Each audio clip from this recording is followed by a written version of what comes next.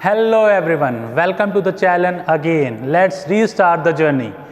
फिर से हम चालू करते हैं अपनी जर्नी को एक नए उद्देश्य, एक नए लक्ष्य और एक नए कॉन्फिडेंस के साथ। हम स्टार्ट करते हैं एंटी माइक्रोबियल एजेंट फार्माकोलॉजी का। उसके बाद हम धीरे धीरे हर सब्जेक्ट्स को कवर करेंगे, जैसे कि मेडिसिनल केमिस्ट्री को, बायोफार्मास्यूटिक्स को, बायोटेक्नोलॉजी को और भी सारे सब्जेक्ट्स।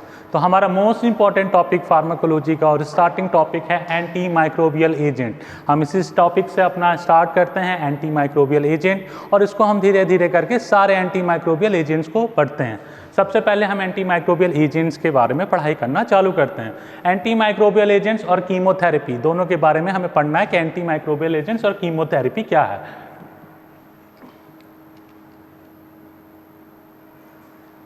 तो पढ़ते हैं एंटीबायोटिक्स के बारे में क्या होते हैं। जनरल प्रिंसिपल्स ऑफ कीमोथेरेपी या general consideration. Antimicrobial agents क्या होते हैं? Antimicrobial agents are the drug और एजेंट्स विच इनहिबिट और किल द इन्फेक्टिंग ऑर्गेनिज्म। मतलब एंटीबायोटिक्स, एंटी माइक्रोबियल एजेंट्स वो होते हैं, वो एजेंट हैं जिनका काम है कि माइक्रोब की ग्रोथ को या तो रोक दें या तो उसे किल कर दें। Next point, this type of therapy is also called chemotherapy. इसे हम कीमोथेरेपी कहते हैं। किसे हम कीमोथेरेपी कहते हैं? Which means the chemotherapy agents are the agents used for the treatment of systemic infection with specific drug। मतलब specific drug के थ्रू हम systemic infection को kill करें, खत्म करें, उसे हम कहते हैं chemotherapy. Next point, treatment of neoplastic disease with drug is also called chemotherapy. ठीक है, न्यूप्लास्टिक डिजीज को यानी कैंसर को भी हम ट्रीट करते हैं जब स्पेसिफिक ड्रग से, उसे हम क्या कहते हैं? कीमोथेरेपी कहते हैं।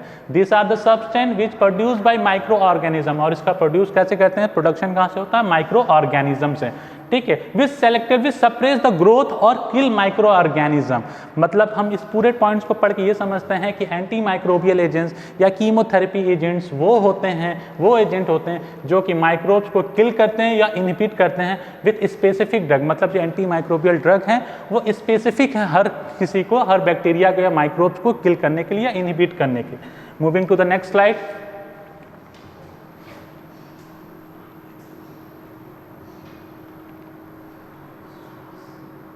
Classification on the basis of mechanism of action. अगर हम बात करें एंटी माइक्रोबियल एजेंट के क्लासिफिकेशन की, तो हम फार्माकोलॉजी में मैकेनिज्म के हिसाब से क्लासिफिकेशन को पढ़ते हैं कि अगर मैकेनिज्म के हिसाब से हम पढ़ें कि क्लासिफिकेशन कैसा है कि on the basis of mechanism of action. हम क्लासिफिकेशन की अगर हम बात करें तो क्लासिफिकेशन मैकेनिज्म के हिसाब से क्या है? सबसे पहले इनहिबिट सेल वॉल सिंथेसिस। मतलब ऐसे एंटी माइक्रोबियल एजेंट, अगर हम एक बैक्टीरिया को ले लें, इस बैक्टीरिया को अगर हमको मारना है तो हम इसे कैसे मारेंगे? तो इनहिबिट सेल वॉल सिंथेसिस, मतलब जो इसके सेल वॉल्स हैं इसके सिंथेसिस को हम खत्म कर दें। अगर सेल वॉल की सिंथेसिस खत्म कर देंगे तो इसका पूरा साइटोप्लाज्म लीक कर जाएगा, पूरे ऑर्गेनल्स लीक कर जाएंगे और ये मर जाएंगे। इनहिबिट प्रोटीन सिंथेसिस, यानी कि इसके हम जो प्रोटीन सिंथेसिस हो रहे हैं इसके क्रोमोसोम और डीएनए के, इस आरएनए को, इसको हमको खत्म कर देना। कि प्रोटीन की सिंथेसिस नहीं होगी तो वो मल्टीप्लाई नहीं कर पाएंगे और वो किल हो जाएंगे। Cause misreading of mRNA effect the permeability. मतलब हम mRNA की जो रीडिंग हो रही है इसको हम चेंज करते हैं। प्लस उसके बाद इंटरफेयर विद डीएनए फंक्शन, मतलब जो मेन डीएनए का फंक्शन है उसे खत्म कर दें तो हम बैक्टीरियल सेल को या माइक्रो ऑर्गेनिज्म को मार सकते हैं। फिर inhibit DNA gyrase, DNA gyrase enzyme को हम अगर खत्म कर दें तो हम सेल को मार सकते हैं। कस लीकेज फ्रॉम सेल मेम्ब्रेन, अगर हम सेल वॉल को ना बात करें, हम सेल मेम्ब्रेन को ही मार दें तो हम क्या करेंगे? इसके लीकेज, इसका लीकेज होगा जिसके कारण इसका डेथ हो जाएगा। फिर से एक बार हम पढ़ते हैं, इसको समझते हैं क्या है ये। क्लासिफिकेशन है एंटी माइक्रोबियल एजेंट का, किसके बेसिस पर? मैकेनिज्म ऑफ एक्शन पे। मतलब कोई भी माइक्रोबियल एजेंट सेल को कैसे मारती है उसके बेसिस पे हमने क्लासिफिकेशन बनाया।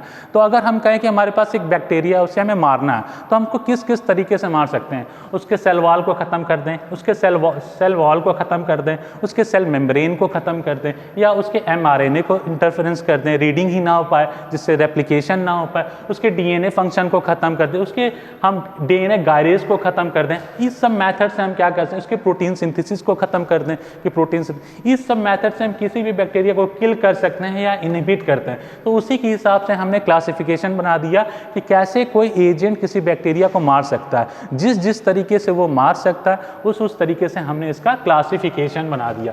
फिर से एक बार हम पढ़ते हैं कि क्लासिफिकेशन कैसे बेस हुआ।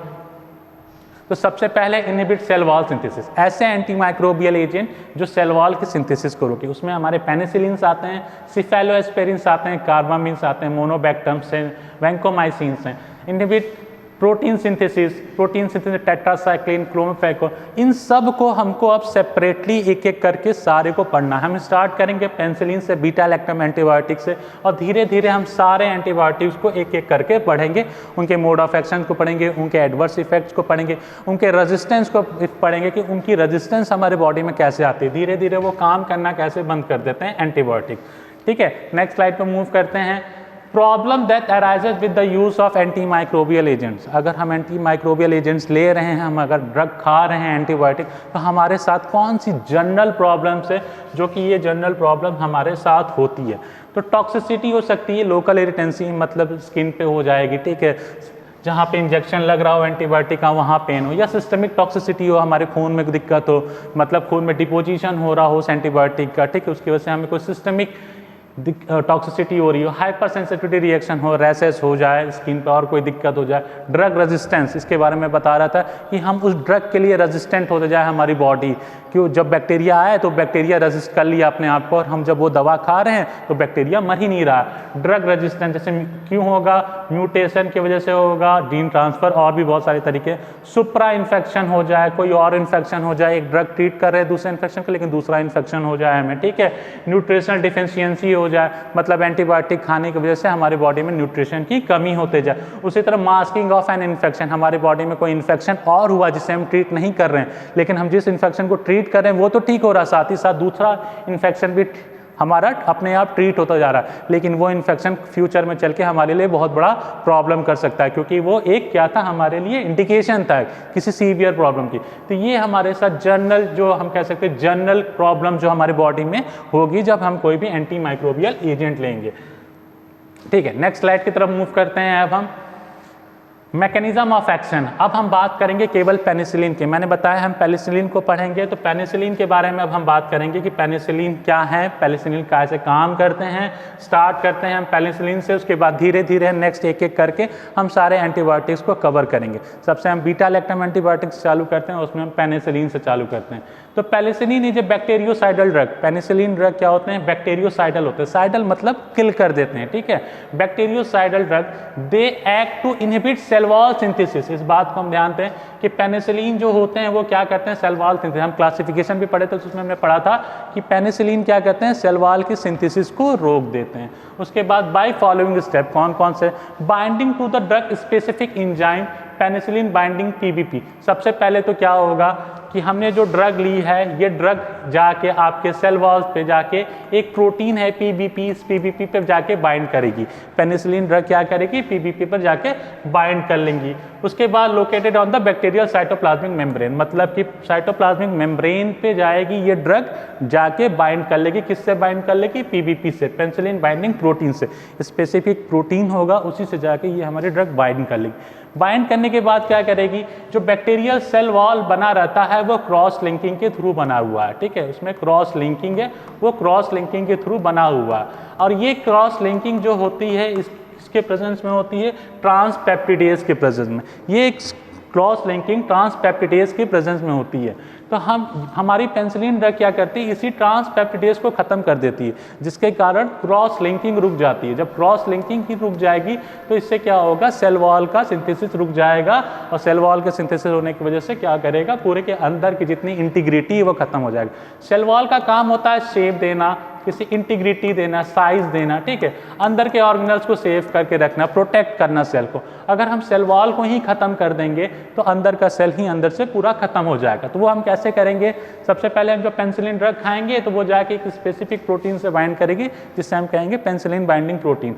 वहाँ पे बाइंड करने के बाद जो सेल वॉल है वो दो से बना हुआ एन एसिटाइल म्यूरामिक एसिड और एन एसिटाइल ग्लूसामिक, ठीक है, glucosamine, N acetyl muramic acid और एन एसिटाइल ग्लूकोसामिन, इनसे बना हुआ, इनके बीच में लिंकेशन, ठीक, इनकी ये लिंक किए हुए हैं। कैसे किए हुए हैं मैं नेक्स्ट में बताता हूँ, ठीक है, ये लिंक किए हुए हैं। ये क्रॉस लिंकिंग जो है इन दोनों के बीच में, ये किसकी वजह से हो रहा है, ट्रांसपेप्टिडेज की वजह से हो रहा है। तो क्या करेंगे penicillin inhibit the enzyme transpeptidase. Penicillin इसी एंजाइम को क्या कर देंगे, इनहिबिट कर देंगे बाय बाइंडिंग टू पीबीपी। इसको बाइंड करने के बाद prevent new cell wall formation which cause cell to death, मतलब जो नया सेल वॉल का फॉर्मेशन होना था वो अब नहीं हो पाएगा, क्योंकि हमने क्या किया है, हमने ट्रांसपेप्टिडेज को ख़त्म कर दिया। और यही ट्रांसपेप्टिडेज क्या कर रहा था, क्रॉस लिंकिंग करा रहा था नाग और नाम के बीच में, मतलब एन-एसिटाइल मुरामिक एसिड और एन-एसिटाइल ग्लूकोसामीन के बीच में क्रॉस लिंकिंग हो रहा था। ये क्रॉस लिंकिंग ट्रांसपेप्टिडेज के प्रेजेंस में हो रहा था, और हमारी ड्रग ने क्या कर दिया, इस ट्रांसपेप्टिडेज को खत्म कर दिया, जिसकी वजह से क्रॉस लिंकिंग रुक गई।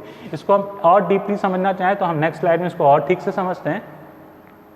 होता कैसे है, the cell wall is made up of alternating amino sugars that is NAM and NAG, यानी कि N acetyl muramic acid and N acetyl glucosamine.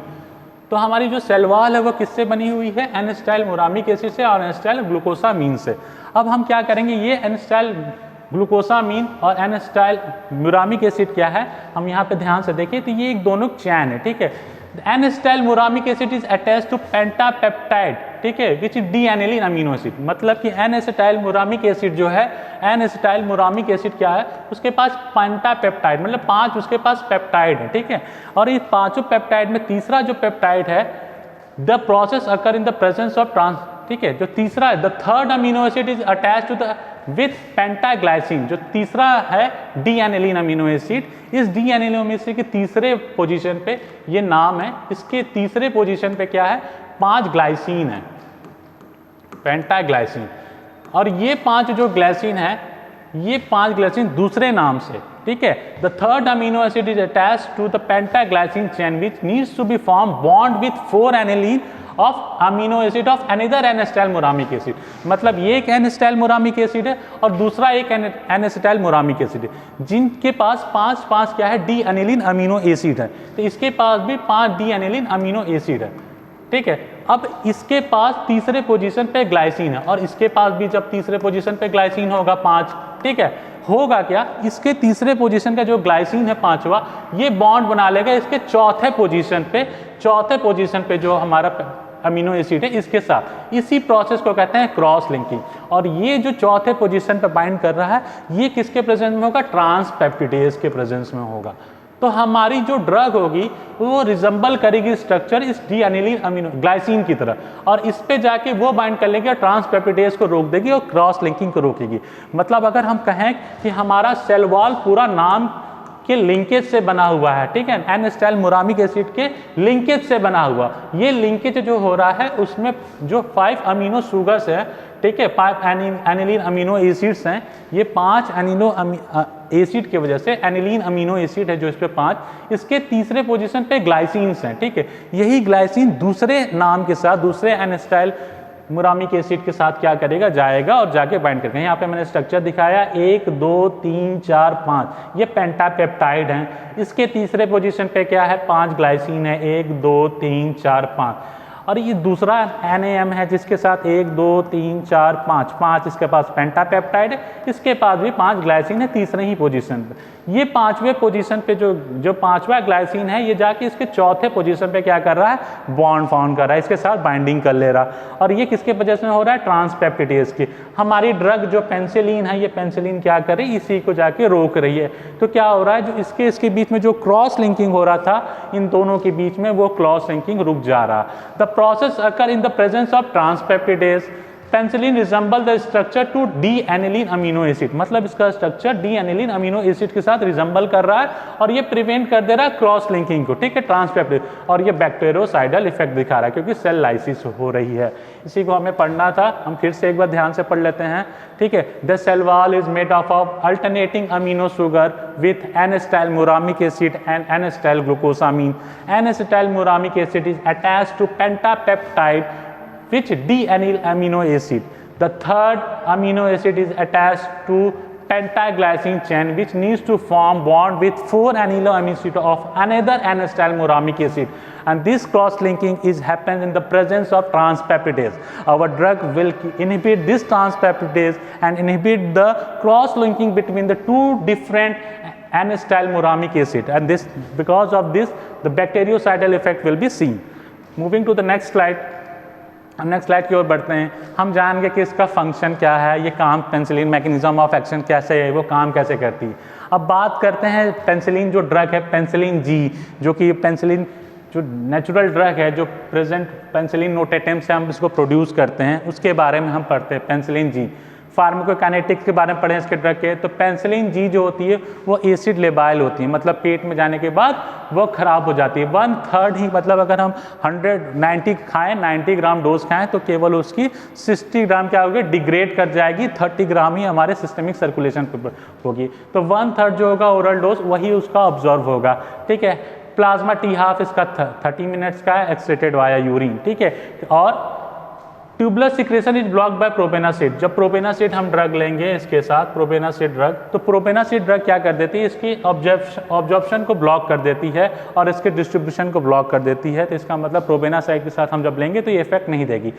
Adverse effect कौन कौन से आएंगे हमारे पेनिसिलिन के साथ? तो सबसे पहला आएगा, एक चीज़ जानते हैं कि पेनिसिलिन पूरे एंटीबायोटिक में सबसे नॉन टॉक्सिक एंटीबायोटिक है। पेनिसिलिन पूरे ही एंटीबायोटिक में सबसे कम टॉक्सिक एंटीबायोटिक है। फिर भी कौन कौन से देंगे ये? Local irritancy, pain at the site of injection, nausea हो सकता, ओरल इंजेक्शन पे नोजिया होगा, ठीक है।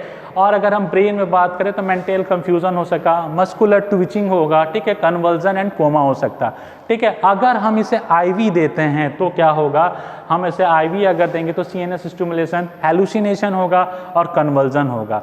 लोकल जो हमें देखने को मिलेगा रैशेस, ईचिंग, यूटिकेरिया और फीवर हो सकता है।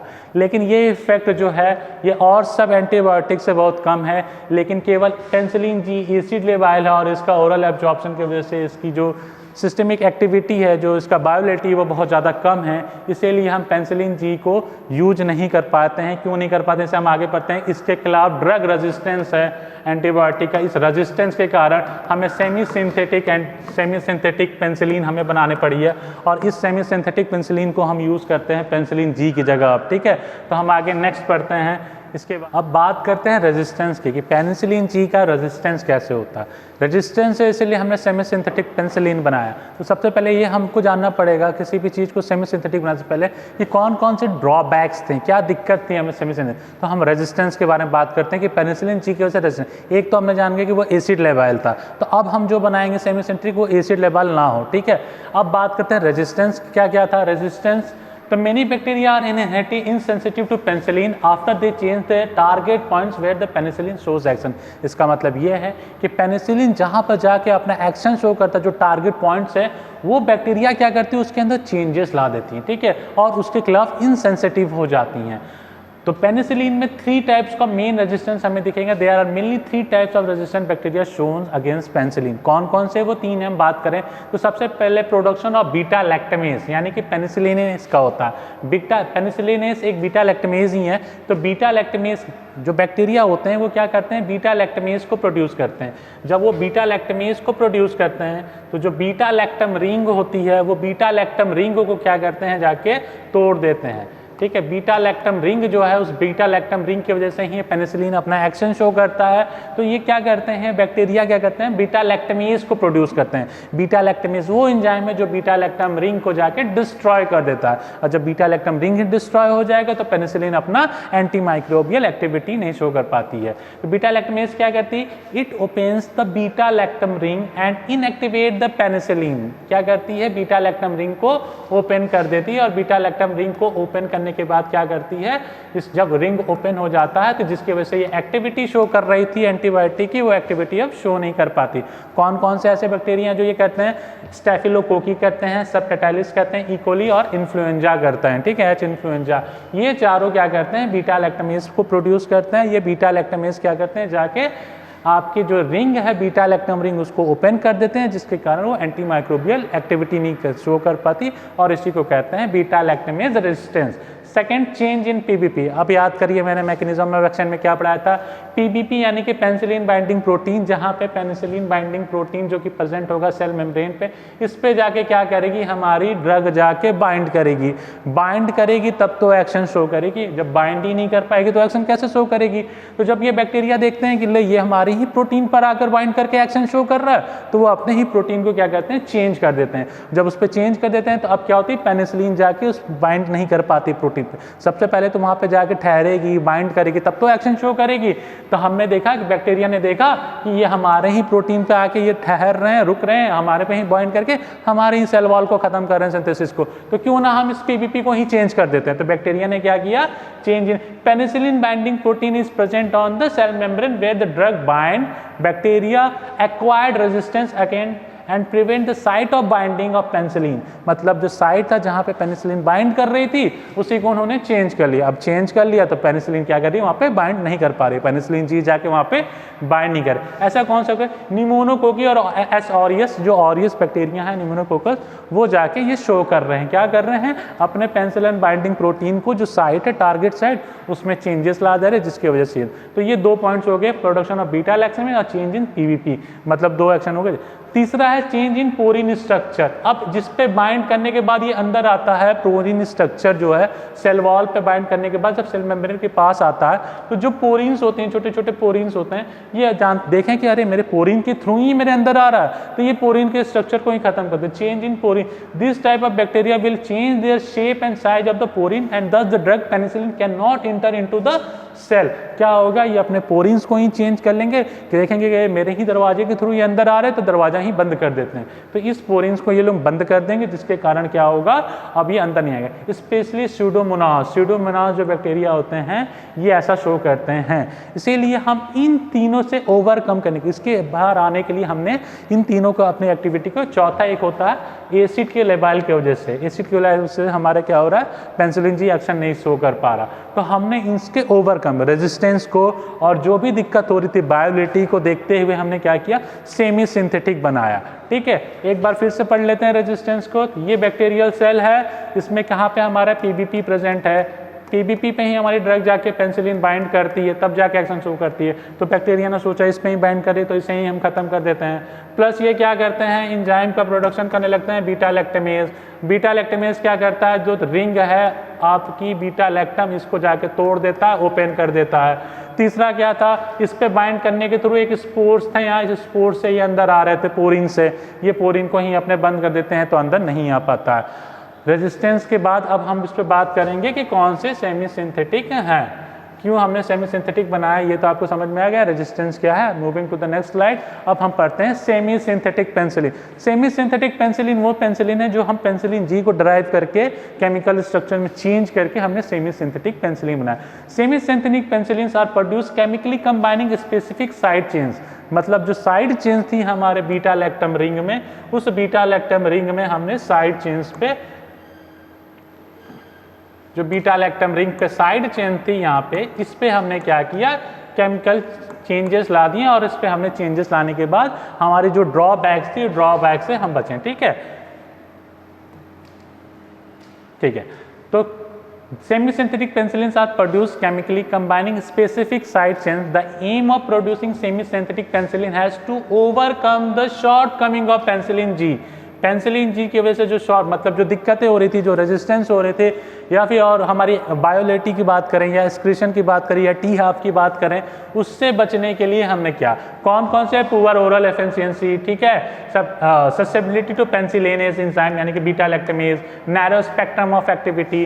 क्या होता है, पेनिसिलिन जो होती है ये ग्राम नेगेटिव बैक्टीरिया पे एक्ट नहीं कर पाती। क्यों नहीं कर पाती, क्योंकि ग्राम नेगेटिव बैक्टीरिया के जो आपके जो सेल वॉल बने थे वो लिपोफिलिक होते हैं, लिपिड्स के बने रहते हैं, तो इस पे ये क्या करते हैं, एक्शन नहीं शो कर पाते हैं, तो ग्राम नेगेटिव बैक्टीरिया को भी मार पाए, इसलिए हमने क्या किया, सेमी सिंथेटिक बनाया। फिर हाइपर सेंसिटिविटी जो रिएक्शन आ रहे थे, रैशेस हो या नोजिया हो या कुछ भी, उससे ओवरकम होने के लिए हमने सेमी सिंथेटिक बनाया। अब हम पढ़ते हैं सेमी सिंथेटिक कौन कौन से बनाया हमने केमिकली। तो semi synthetic acid resistance alternative to penicillin G, मतलब एसिड में खराब ना हो, in the presence of acid वो खराब ना हो, इसलिए हमने बनाया पेनिसिलिन वी। ठीक है, फिर पेनिसिलिन रेजिस्टेंट यानी कि बीटा लैक्टेमेज एंजाइम से बचाने के लिए हमने बनाया मिथिसिलिन और क्लॉक्सासिलिन और डाइक्लॉक्सासिलिन। फिर उसके बाद अमीनो 3 तरह के और हमने बनाए, एक्सटेंडेड स्पेक्ट्रम ऑफ पेनिसिलिन। इसका मतलब ये वाले हमारे क्या करेंगे, ग्राम नेगेटिव पे और ग्राम पॉजिटिव पे दोनों पे एक्ट करेंगे। तो मतलब क्या किया हमने, इसकी एक्टिविटी को एक्सटेंड कर दिया, मतलब कि थोड़ा सा इसके स्पेक्ट्रम को एक्टिवेट कर दिया कि किस पे जाके एक्ट। तो उसके लिए हमने बनाया अमीनो पेनिसिलिन, साइड चेंज में लाए जिसमें अमीनो लगाए उसको कहा एम्पीसिलिन, अमीनो वाले कार्बोक्सी ग्रुप लगाए तो कार्बोक्सिसिलिन, टाइकोसिलिन, और यूडियो लगा दिए तो पाइप्रिसिलिन और मेजिसिलिन। ठीक है, मेजियोसिलिन। तो अब बात करते हैं नेक्स्ट स्लाइड पे। हम जानेंगे सेमी सिंथेटिक हमने क्यों बनाया। इन तीनों ड्रॉबैक की वजह से हमने सेमी सिंथेटिक बनाया। कौन कौन से सेमी सिंथेटिक बनाया? हमने 3 बनाए, एसिड रेजिस्टेंट, पेलिसिनेज रेजिस्टेंस और एक्सटेंडेड एक्टिविटी के स्पेक्ट्रम को देखते हुए हमने बनाया। नेक्स्ट स्लाइड पे अब हम बढ़ते हैं। नेक्स्ट स्लाइड पे हम सेमी सिंथेटिक में कौन कौन से सबके पढ़ते हैं। तो बीटा लैक्टेमेस इनहिबिटर के बारे में अब हम बात करते हैं कि बीटा लैक्टेमेस इनहिबिटर क्या होता है। बीटा लैक्टेमेस इनहिबिटर वो ड्रग होती है जो बीटा लैक्टम एंजाइम को क्या करती है? इनहिबिट कर देती है। Beta lactamase are the family of enzyme produce by the gram positive and gram negative bacteria. Beta lactamase produce होता है किससे? ग्राम पॉजिटिव और ग्राम नेगेटिव से। और वो क्या करते हैं? इनएक्टिवेट कर देते हैं। किसको इनएक्टिवेट कर देते हैं? एंटीबायोटिक, बीटा लैक्टम एंटीबायोटिक होते हैं, उनको इनएक्टिवेट कर देते हैं। कैसे? Opening the beta lactam ring. तो हमने उससे बचने के लिए हमने 3 बना दिया और ये तीनों को हमने क्या किया? पेनिसिलिन के साथ साथ दे दिया। तो जब पेनिसिलिन के साथ साथ हमने इन तीनों दवा को दे दिया जो कि क्या करेंगे? बीटा लैक्टेमेस इनहिबिटर है, मतलब बीटा लैक्टम रिंग जो एंजाइम प्रोड्यूस हो रहा है gram negative gram positive bacteria से, उस एंजाइम को खत्म करने के लिए हमने 3 और उसमें ऐड ऑन कर दिया। 3 चीज हमने उसे ऐड कर दिया, क्लैवेनिक एसिड, साल्बैक्टम, टोजोबैक्टम। ठीक है, पेनिसिलिन के साथ हमने दे दिया। आपने देखा होगा मार्केट में मिलते हैं दवाइयाँ, एम्पिसिलिन के साथ क्लोवेनिक एसिड मिलता है, ठीक है, साल्बैक्टम मिलता है। ये तीनों का कुछ काम नहीं है, इन तीनों का एक्टिविटी नहीं दिखाना, बहुत कम एक्टिविटी होती है इनके पास। बस ये क्या करते हैं? बीटा लैक्टेमेस जो एंजाइम हो रहा है जिसकी वजह से हमारी बीटा लैक्टम रिंग खत्म हो जा रही है और एंटीबायोटिक जो पेनिसिलिन है एंटीबायोटिक है वो अपना एक्शन शो नहीं कर पा रही, तो इसके लिए हमने एक और ड्रग बना दी जो बीटा लैक्टेमेस से क्या करेगी? इसकी रिजम्बल करेगा और इसी एंजाइम के ही एक्टिव खत्म कर देगी। जब ये एंजाइम खत्म हो जाएगी तो हमारी जो पेनिसिलिन सेमी सिंथेटिक ड्रग है वो जाके अपना एक्शन शो कर पाएगी। तो हमने बनाया क्लैवेनुलिक एसिड, साल्बैक्टम और टोजोबैक्टम। ये तीनों क्या करेंगे? बीटा लैक्टेमेस को खत्म कर देंगे, इसलिए इसका नाम हमने रख दिया बीटा लैक्टेमेस इनहिबिटर।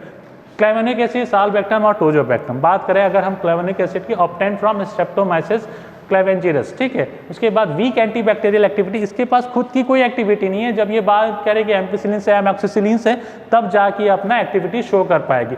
लेकिन इन क्या काम करेगा? ये सबसे पहले बीटा लैक्टेमेस एंजाइम को खत्म कर देगा।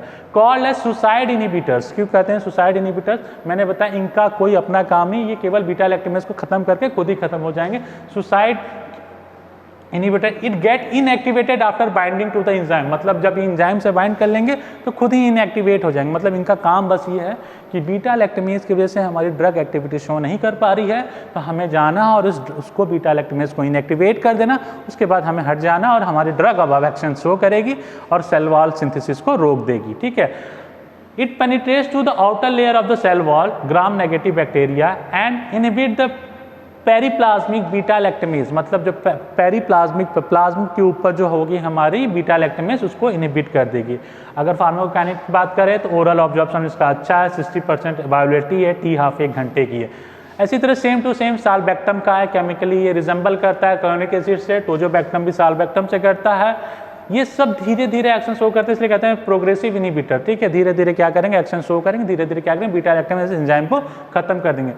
फिर से मैं बता दूं, ये तीनों हम क्या करते हैं? कॉम्बिनेशन ये यूज़ करते हैं। सेमी सिंथेटिक जो हमारी पेनिसिलिन ड्रग थी जिनके बारे में अभी हम बात किए थे, उनके साथ हम इसे कॉम्बिनेशंस में यूज़ करते हैं और ये जाके बीटा लैक्टेमेस एंजाइम को ख़त्म कर देती हैं। बीटा लैक्टेमेस एंजाइम वो एंजाइम होता है जो बीटा लैक्टम रिंग को ओपन कर देता है, और बीटा लैक्टम अगर रिंग ही नहीं रहेगा तो हमारी पेनिसिलिन ड्रग एक्टिविटी शो नहीं कर पाएगी। तो इसीलिए बीटा लैक्टम रिंग का होना बहुत ज़रूरी है।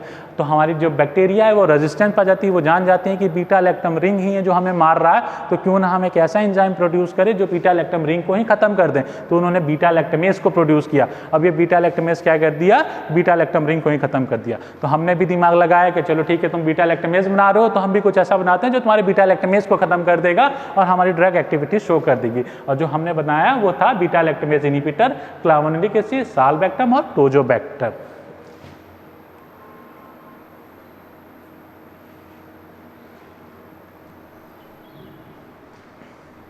ठीक है, thank you class, thank you so much. अगर आपको इसके नोट्स चाहिए या कोई भी डाउट हो, आप हम मुझे कांटेक्ट कर सकते हैं मेल आईडी से, और हमारी नोट्स जो फ्री ऑफ कॉस्ट आपको मिलेगी, नोट्स भी मिलेगी। और अगर आपको कोई डाउट भी होगा तो हम उसे नेक्स्ट वीडियो में हम उसे सॉल्व करेंगे। साथ ही साथ इसी सेम पेनिसिलिन की अब हम पढ़ेंगे केमिकल मेडिसिनल केमिस्ट्री में। ठीक है, नेक्स्ट वीडियो में हम किसी से अच्छे से जितेंद्र सर के साथ हम पढ़ेंगे मेडिसिनल केमिस्ट्री, पढ़ेंगे पेनिसिलिन की।